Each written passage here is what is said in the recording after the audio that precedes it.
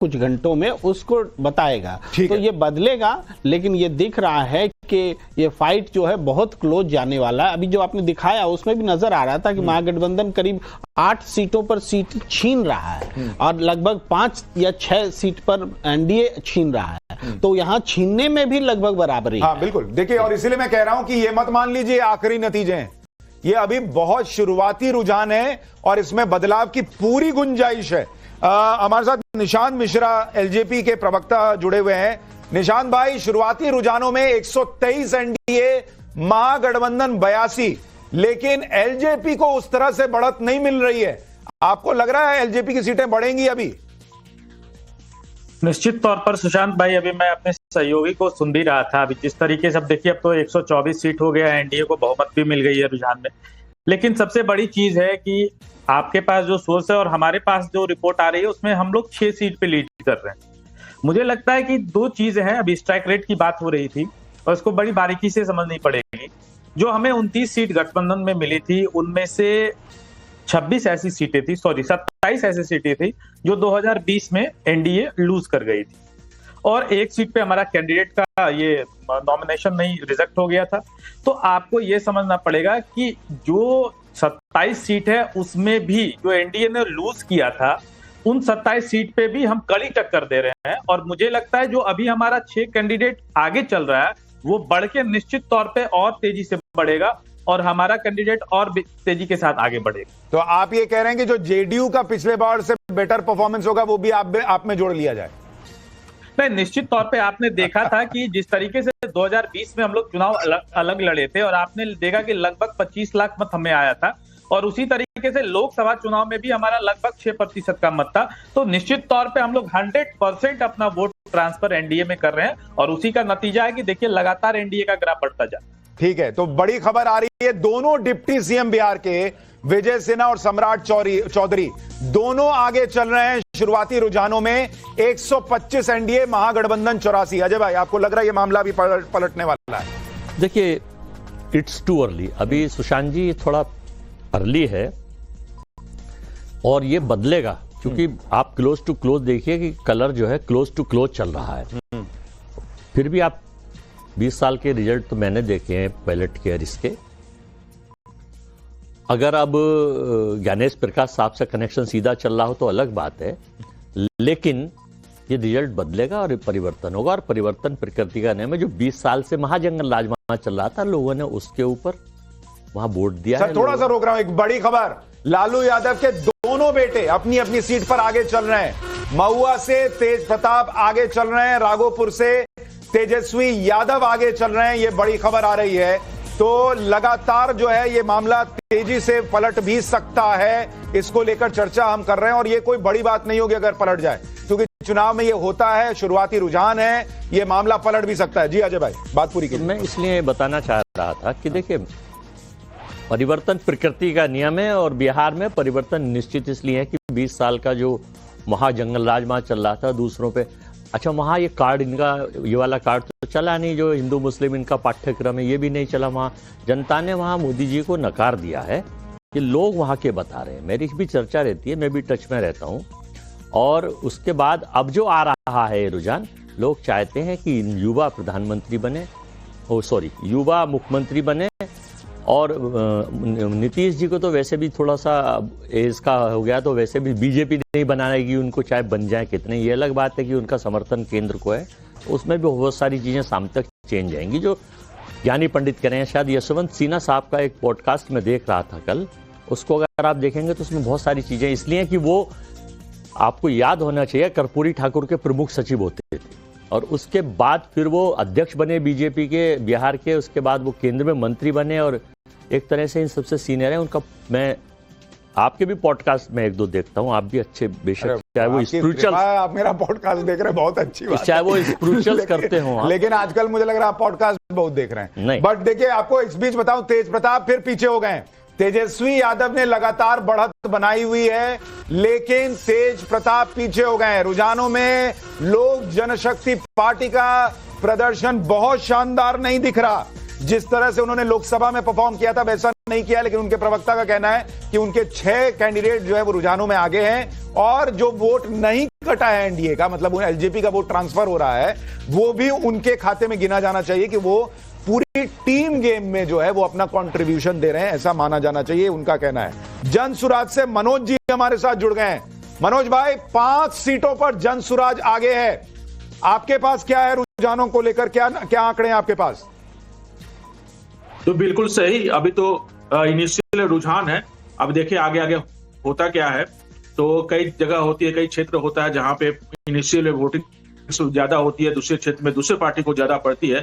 तो अभी देखने की बात यह है कि अभी अच्छा इनिशियल है, शुरुआत है, सबसे कुछ सही चल रहा है, लेकिन अंत तक आते आते बहुत कुछ इसमें बदलाव होने वाला है, जैसे कि हम लोग पिछला चुनाव का ट्रेंड देखते आ रहे हैं। तो इनिशियल रुझान है, चलिए, प्रजातंत्र का एक त्योहार, एक पर्व है। बहुत खुशी की बात है कि इस बार जनता ने जम करके वोटिंग की है। लेकिन पीके जो है, प्रशांत किशोर जो है, मनोज भाई, वो ये कह रहे थे कि भाई मतलब मैसिव जो है वो सीटें आएंगी जनसुराज को। अब अगर आप 5 पर हैं तो फिर पीके की क्रेडिबिलिटी पे भी सवाल उठेंगे कि भाई कहां आप कह रहे थे 150, 140, कहां 5? कोई मेले नहीं है। नहीं, उन्होंने कहा था या तो अर्श पर या फर्श पर। उन्होंने कहा था 150 से ज्यादा आएंगे सीटें या 10 से कम आएंगे, उन्होंने ये सेंटेंस कहा था। तो अभी देखना है कि परसेंटेज ऑफ वोटेज कितना है। एक बात को हमको नहीं, लेकिन ना आप अर्श पे हैं ना फर्श पे हैं, आप चौकी पे हैं। और चौकी भी बहुत छोटी है, उसका पाया कटा हुआ है। अब ठीक है सर, अभी शुरुआत है, देखिए क्या होता है आगे आगे अभी। लेकिन एक बात है कि जनसुराज की सीटें जितने यहाँ पे बढ़ेगी उतना ही पॉसिबिलिटी होगा कि किसी की सरकार न बने। तो इस बार जनसुराज के एंट्री से बिहार में देखिए कितनी राजनीति में खलबली मची है। ये भी हमको नहीं भूलना चाहिए कि 243 सीटों पे जनसुराज का नॉमिनेशन हुआ। मुझे ये बताइए, अगर आज जब आप ये देख रहे हैं नतीजा, आपको लग रहा है अगर प्रशांत किशोर चुनाव लड़े होते, एक मैसेज गया होता कि भाई ये आदमी जो है वो सीरियस है, वो लड़ के दिखा रहा है कि मैं जो है वो उनसे टक्कर लूंगा, तो ये 5 नहीं शायद 15-25 भी हो सकता था? नहीं, देखिए ये तो पार्टी का डिसीजन होता है किसको लड़ना है किसको नहीं लड़ना है। महात्मा गांधी ने कभी चुनाव नहीं लड़ा, क्या वो राजनीतिज्ञ नहीं थे? ऐसे बहुत सारे वो है कि चुनाव लड़ना ही एक बात बोलूं मनोज भाई ईमानदारी से, सब यही बोलते हैं कि पार्टी का निर्णय होता है। पार्टी का निर्णय ना बीजेपी में होता है, सबको पता है कहां से सब तय होता है। पार्टी का निर्णय ना कांग्रेस में होता है, सबको पता है कहां से तय होता है। अब पार्टी का निर्णय ना आरजेडी में होता है, सबको पता है कहां से तय होता है। अब पार्टी का निर्णय आप में भी नहीं है, सबको पता है कहां से क्या तय हो रहा है।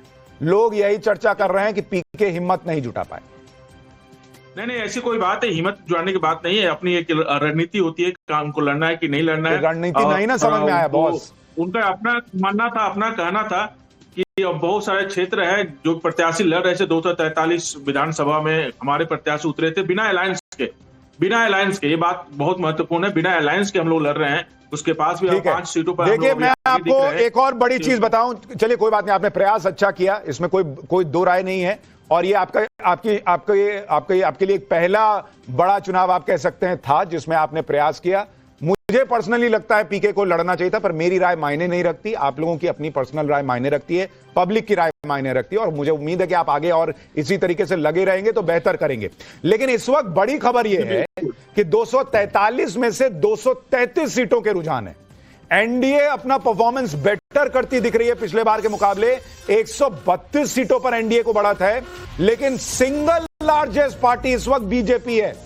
यह आप देखिए, बड़ी खबर आ रही है कि सिंगल लार्जेस्ट पार्टी एनडीए के अंदर बीजेपी, और इस पूरे चुनाव में बीजेपी और आरजेडी को अगर आप देखें, बीजेपी 76 है, इसलिए बीजेपी सिंगल लार्जेस्ट पार्टी, और आरजेडी जो है वो दूसरे नंबर पर है 72 सीटों के साथ। और बीजेपी के लिए अगर आप देखेंगे तो यह बहुत बड़ा गेन होगा अगर यही ट्रेंड कंटिन्यू करता है, क्योंकि बीजेपी पिछले बार से कम सीटों पे लड़ी है और उसका जो स्ट्राइक रेट है पिछले बार से बेटर हुआ है। जेडीयू जो है वो 54 सीट पर है, उसने भी अपना स्ट्राइक रेट थोड़ा बेटर किया है, लेकिन उसकी बड़ी वजह माना जा रहा है कि एलजेपी चूंकि साथ में है, वोट नहीं कटा है नीतीश कुमार का, इसलिए जेडीयू जो है वो बेहतर करती दिख रही है। लेकिन बीजेपी ने 101 सीट पर लड़कर अगर 76-80 सीटें हासिल करती है वो, तो ये बहुत बहुत बड़ा गेन होगा बीजेपी के लिए और सिंगल लार्जेस्ट पार्टी वो बनने जा रही है अभी शुरुआती रुझानों में। अमित कुमार, क्या सिंगल लार्जेस्ट पार्टी का भी सीएम नहीं होगा? नहीं, देखिए, अगर उस लिहाज से देखिए, अगर ऐसा होता है तो आपने महाराष्ट्र में भी देखा कि इतनी बड़ी जीत के बाद ऑटोमेटिकली वहां पर बीजेपी ने अपनी सीएम को दिया। लेकिन मुझे लगता है कि बिहार की राजनीति थोड़ी दूसरी है। बिहार में जब पहली बार भी नीतीश कुमार को जब आगे बढ़ाया गया था तो उस वक्त भी सबसे बड़ी पार्टी के तौर पर उस समय जो नंबर्स थे दोनों एनडीए में वो बीजेपी के पास ज्यादा थे, लेकिन इसके बावजूद बीजेपी ने नीतीश कुमार को बड़े भाई की भूमिका दी। तो मुझे लगता है कि बिहार की जो राजनीति है उसमें नीतीश कुमार भले ही नंबर ज्यादा होगा, इसके बावजूद मुख्यमंत्री का जो पद है वो नीतीश कुमार के पास ही जाएगा, जो मुझे लगता है, और ये लगभग तय भी है। तो उसमें बहुत ज्यादा कोई बदलाव होगा नहीं। लेकिन क्योंकि पार्टी जो पूरी है और वहां पर जो बीजेपी और जातीय समीकरण है, और दूसरी बात उनको पता है कि नीतीश कुमार भी मुख्यमंत्री का पद छोड़ने नहीं जा रहे हैं, भले संख्या कम हो। उनके पास पिछले 20 साल में हमने देखा है कि गठबंधन भले ही बदलता रहा, लेकिन मुख्यमंत्री नीतीश कुमार ही रहे। हालांकि नीतीश कुमार इस बार छोड़ने वाले नहीं है, ये भी तय है। और इस बार बीजेपी भी जो प्रयास दूसरे राज्यों में किए वो यहां पर प्रयास करने नहीं जाएगी। मुख्यमंत्री तो नीतीश कुमार ही होंगे, भले उनके नंबर कम हो। ठीक है, अजय भाई, आपको जोड़ना चाह रहे हैं? देखिए, एक ही टारगेट था बीजेपी का शुरू से, महाराष्ट्र। अच्छा, एक बात सुनिए पहले, आप इतना एनर्जाइज्ड रहते हैं, आज इतना लो क्यों है? नहीं, मैं लो बिल्कुल नहीं हूँ। तो थोड़ा एनर्जी से बोलिए, लग ही नहीं रहा कि अजय जी मैं लो बिल्कुल नहीं हूँ। मैं ये बता रहा हूँ कि मन की बात जुबा पर आपके आई गई। आप अभी कह रहे थे ना कि भाई सबसे बड़ी पार्टी है तो बीजेपी को बनना चाहिए। नहीं, मैंने ये नहीं कहा बनना चाहिए, मैं रिपोर्टर से पूछ रहा हूँ कि उनके सोर्सेस क्या बोलते हैं, उनकी जानकारी क्या है, ऐसा हो सकता है? देखिए, ये तो शुरू से इच्छा थी और शुरू से रणनीति थी, और सारी रणनीति अभी भी यही होगी कि बीजेपी ही चाहेगी। कि ये अलग बात है कि केंद्र में समर्थ होने की वजह से वो कोई चीजें बदल दे, लेकिन उनकी इच्छा यही है कि किसी भी तरह से वो महाराष्ट्र रिपीट हो, ये इच्छा है और यही यहाँ होना जा रहा है। ये अलग बात है कि वो 13 सीटों का समर्थन है। अगर वो चाणक्य ने अपनी नीति चल दी, हो सकता है 2/3 उन्होंने अपने ऑपरेशन लोटस में ले लिए, तो फिर सारा ही सिचुएशन चेंज हो जाएगा। ये भी चल रहा है वहां राजनीति में, सारी संभावनाएं हैं। सुजाता जी, मुझे नहीं लगता कि ऐसा कुछ भी होगा, क्योंकि नीतीश कुमार जो फैक्टर है ना, वो जैसे खाने में नमक होता है वही नमक है नीतीश कुमार। तो नीतीश कुमार आप मत भूलिए कि वो किसी भी वक्त पलट भी सकते हैं अगर ऐसी कोई स्थिति आई तो वो महागठबंधन भी उनके लिए दरवाजे खोल के रखा हुआ, क्योंकि ये पूरा चुनाव में आप देखिए सबने सब कुछ कहा, अपने मुद्दे आगे रखे, लेकिन नीतीश कुमार पे किसी ने उंगली नहीं उठाई। नीतीश कुमार मुख्यमंत्री बनेंगे या नहीं बनेंगे, ये भी चुनाव का एक मुद्दा था। तो मुझे नहीं लगता है कि बीजेपी अपनी, चाहे वो उसको सीटें ज्यादा आए या कम आए, जेडीयू आगे रहे या पीछे रहे, बड़ी पार्टी बीजेपी बन के उभरे या जेडीयू, और नीति बता रहा हूँ बीजेपी की, नीतीश कुमार ही रहेंगे। और नियत तो नीति और नीतीश कुमार के पास देखिए एक कुशन और है सुजाता जी, जो हम माने न माने, उनके पास एक कुशन ये भी है कि उन्होंने केंद्र में समर्थन दे रखा है। बिल्कुल बिल्कुल, तो वो कुशन कहीं नहीं जाने वाला, भले वो 55 सीट लाएं, 35 सीट लाएं, 45 लाएं, ये आपको मान के चलना होगा। एक बार गोपाल कृष्ण अग्रवाल के पास चलते हैं, बीजेपी के प्रवक्ता हमारे साथ जुड़ गए हैं। गोपाल जी, शुरुआती रुझान 233 सीटों के रुझान, 134 पर एनडीए आगे और सिंगल लार्जेस्ट पार्टी बीजेपी बनती दिख रही है। क्या वजह लगती है आपको, आप लोगों का स्ट्राइक रेट इतना बेहतर क्यों दिख रहा है, जेडीयू से भी बेटर है?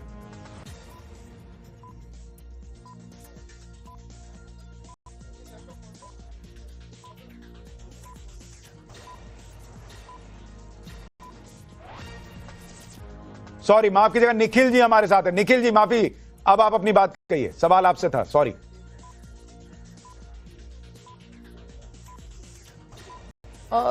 देखिए, हम सभी पहले से ही आशान्वित हैं और परिणाम अपेक्षा के अनुसार ही होगा। अभी जैसे जैसे मतदान का रुझान, गणना का रुझान मिलेगा, तो हम सभी आश्वस्त हैं कि एक एब्सोल्यूट मेजोरिटी की ओर हम सभी बढ़ रहे होंगे और बिहार एक बार फिर से नीतीश जी के नेतृत्व में बिहार को नए मुकाम पर स्थापित करने के लिए हम सभी पूरी तरह से काम करने के लिए तैयार हैं एक बार फिर से जी। अच्छा, ये बताइए, नीतीश जी के नेतृत्व में आप काम करने को तैयार हैं, लेकिन सबसे बड़ा फैक्टर ये जो रुझान दिख रहे हैं यही नतीजे में कन्वर्ट हुए, आपके लिए क्या रहा?